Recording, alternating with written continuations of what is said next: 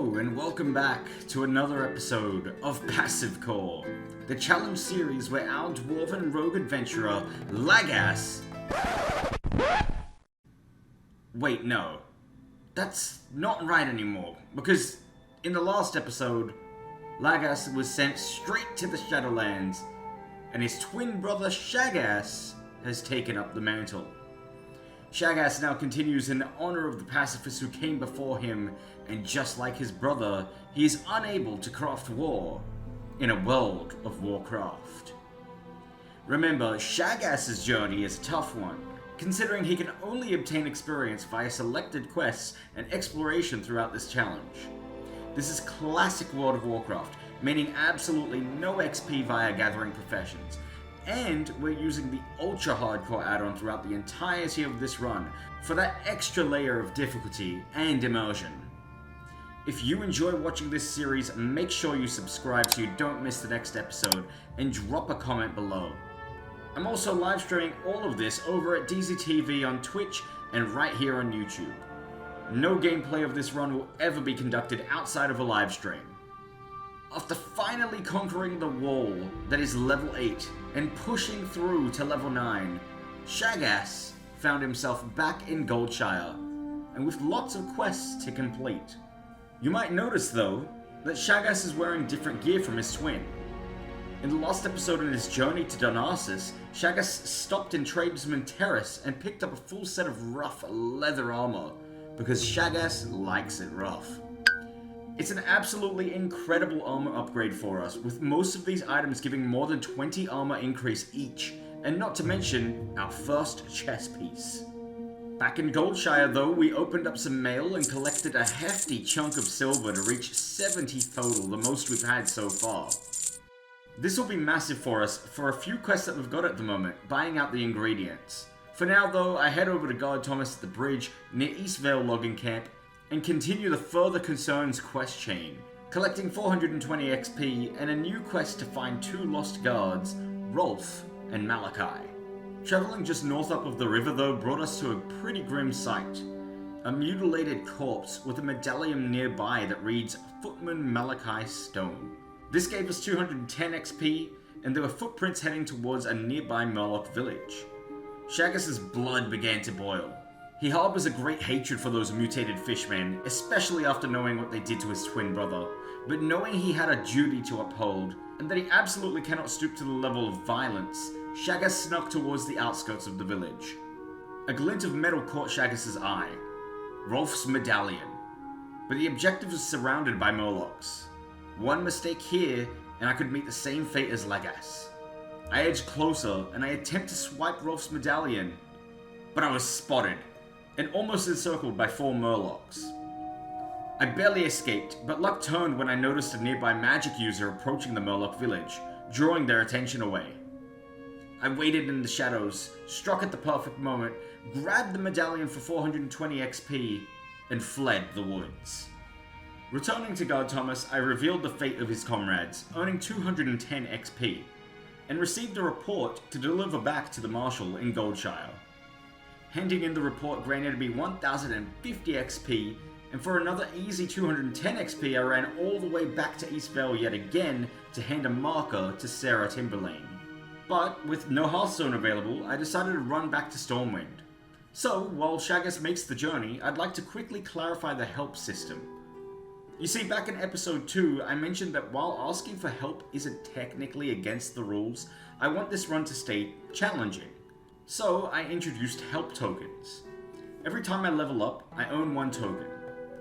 These can be spent on things like portals, summons, or in very specific cases, help getting through dangerous areas.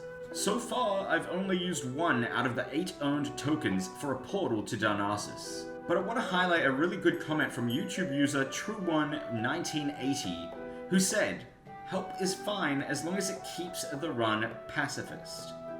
A bodyguard defeats the purpose. Portals don't hurt anyone, therefore they are pacifist." And I do agree. The goal of this system isn't to remove danger or let me level safely behind other players. Hiring someone to deliberately kill NPCs for me effectively kills the entire point of Passivecore. So, that's completely off the table from now on, and not allowed. Going forward, help will be split into tiers. Portals and summons, they will cost 1 token. Escort quests, objectives inside caves, or crossing high-level hostile zones will cost 2 to 3 tokens, depending on the situation. In those cases, any players that are hired are purely there to protect Shagass and get in and get out, not to clear the area or farm mobs. If a higher player kills more than what is strictly necessary to complete the objective, the cost of that help increases by 1 token. Otherwise, the rules stay the same. Shaghass can do no killing, inflict no damage, and only has 1 life. But I want to do this in a fair way that keeps the run engaging.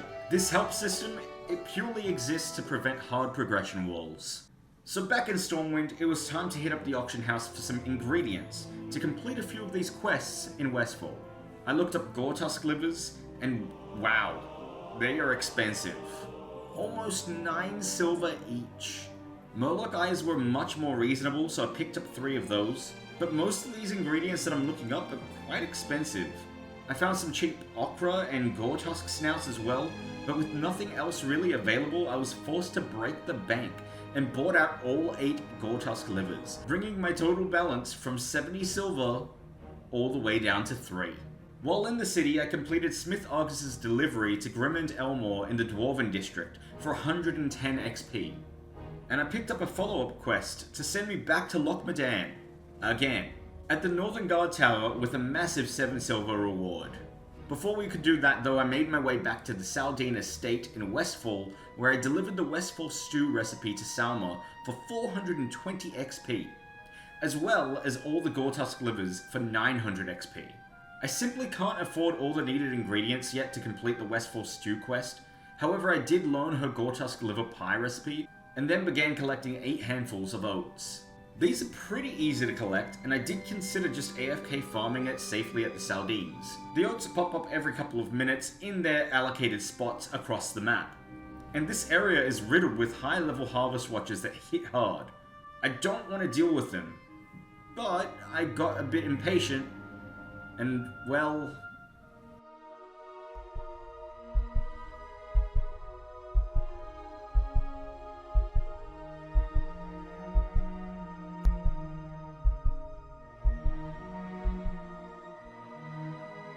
I got really lucky to get away from that guy unscathed.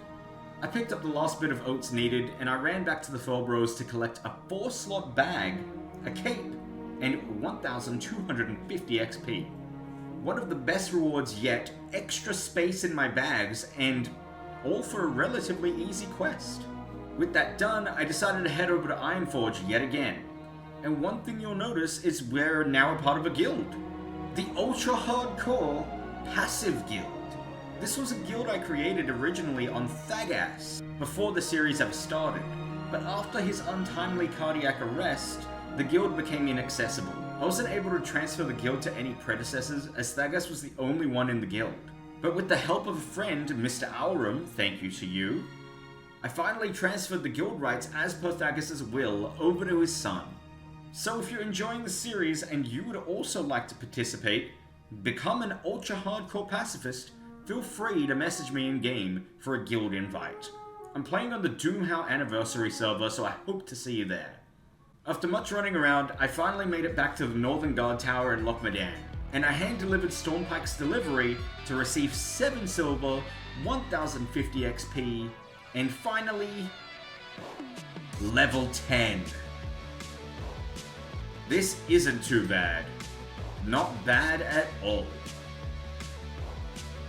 A massive achievement, and the goal for this episode done. Stormpike also had a couple of quests we'll have to revisit in a future episode, but before that, it's finally time to celebrate Winter Vale. And what better of a way to do that than to head back over to Ironforge, pick up our promised festive gift, and start opening some presents. We'll start out with some tightly sealed trunks that I fished up in Darkshore last episode. So all in all, we got 12 bolts of linen, 20 light leather, 2 medium leather, 1 bolt of wool, 1 lesser potion, and 1 pattern of leatherworking, fine leather boots. All of this stuff could be useful to us. If not, we'll just sell them on the auction house, but for now we'll just keep them banked. I thought I'd also drink the Rumsy Rum Light that we fished up since it's Winter Veil. But man, is that stuff weak. I barely got drunk. So let's just get to unwrapping the presents. These presents left for me by Great Father Winter himself. And we get 5 Winter Veil cookies, 5 Veil roasts, and a wand of holiday cheer. The well-fed buff from the food could be very, very useful. And hey, we got a wand. That's pretty cool.